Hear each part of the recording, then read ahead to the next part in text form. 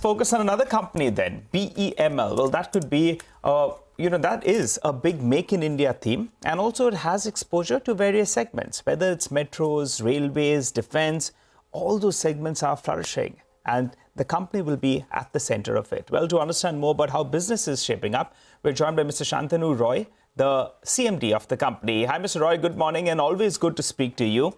Well, let's get the basics out of the way. You've won some orders in the last quarter. So give us an updated order book and break it up segment-wise as well. Very good morning, Nigel. We definitely have won some orders in the last quarter as well as the last financial year. And the new financial year is again a new beginning for us. Unfortunately, I cannot talk about the present order book that we have since we are in the silent period now. But I can give you a glimpse of the order book of the opportunity size. So talking about the defense opportunity size for 24-25, we have an opportunity size of around 6,000 crores. If I talk about the rail and metro business vertical, we have an opportunity size of around 58,000 crores, out of which around 44,000 crore will be from the rail and 14,000 crore will be from the metro. And if I talk about the mining has always been like that, in an opportunity size of around 3,000 crores every year. And that has been giving us a baseline till now. Okay. And how optimistic are you that you can get a bulk of this? Defense, I think you mentioned 6,000 crores, rail and metro 58,000 crores, and mining 3,000 crores. What should be a rough hit ratio? This is the opportunity size, I'm guessing, and you would get some part of this. Yes. The rough hit estimate should be around 50% in rail and metro, as well as mining, as well as defense. Whereas in mining, it should be more than 80%. Okay, so in defense particularly, you're saying 50%, so around 3,000 crores. But the last time when we spoke to you, you had said that in the next 3 to 4 years, you can expect about 7,000-8,000 crores of defense orders. Do you stand by that, long-term target? And if you can tell us, where do you see the maximum opportunity in the defense space? Is it in high mobility vehicles? Is it in armor recovery vehicles? Just trying to understand where is the traction now? You're very right. Let me correct you a bit. The opportunity size that I spoke about is for 24-25. And when I said that we can look at a number of around 6,000 to 7,000 crore, what I meant was that it will be the sales numbers in the coming 4 to 5 years. Now the opportunity size for us in the segments, in the core capabilities that we have presently for the coming 4 to 5 years is around 40,000 crores. And the bulk of it will come from the high mobility vehicles. The bulk of it will come from the combat engineering. The bulk of it will come from the armored vehicles. I'm not talking about, the diversification efforts that we'll be putting on, especially, the new business areas, new growth areas. If we are able to do that, this opportunity size will definitely double. Okay, so that is for defense. Got it. Just to follow up on the metro order book as well, you said the opportunity size is 14,000 crores and from that you're expecting to bag about 50%.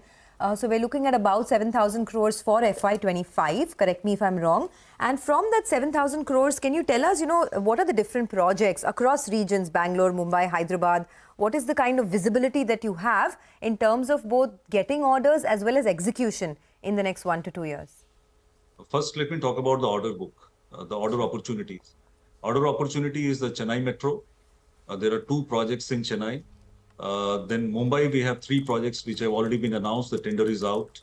We also have, some extension in the existing order book for Bangalore Metro.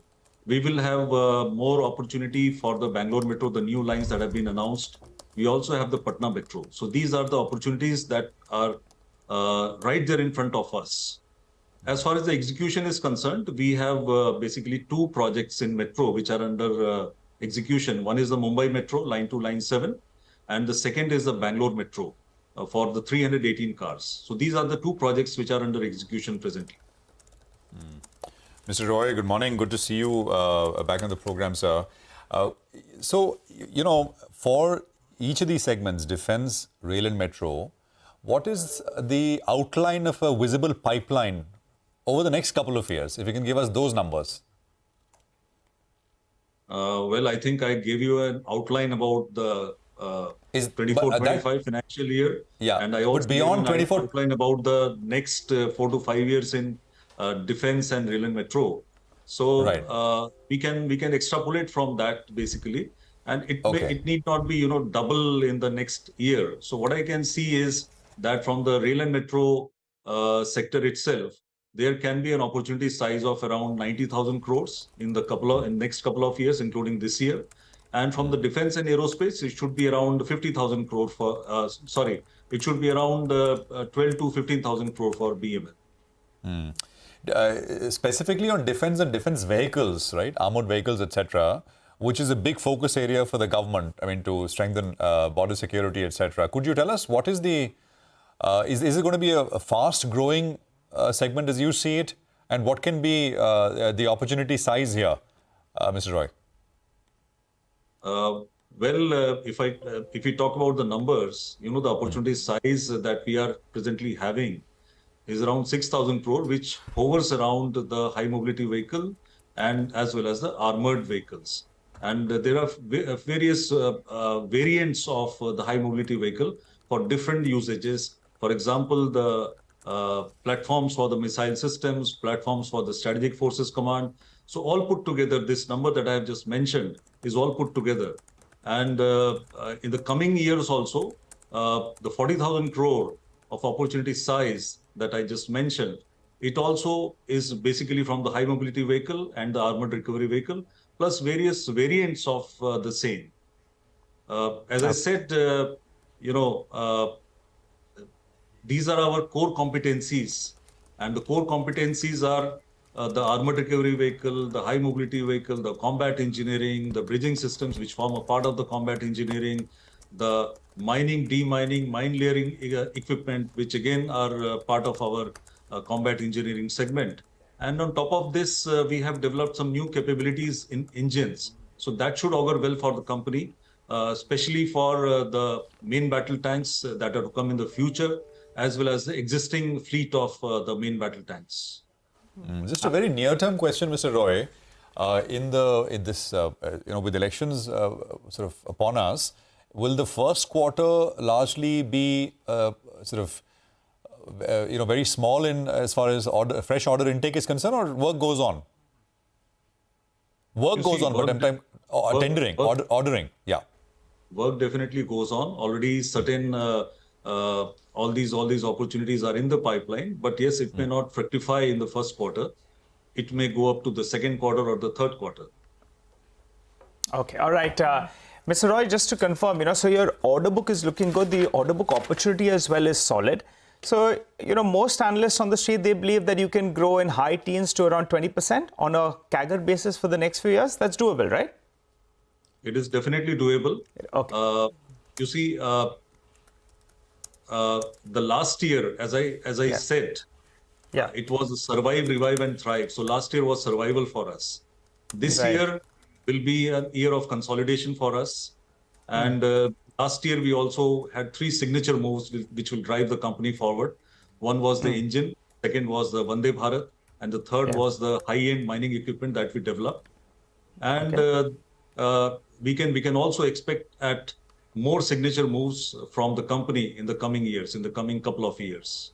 Okay, all right. So revenue growth of roughly around, on an average, CAGR of close to around 18 to 20% is what we can work with. That's the takeaway that I'm getting for the next 3-4 years. Yeah, we can work with.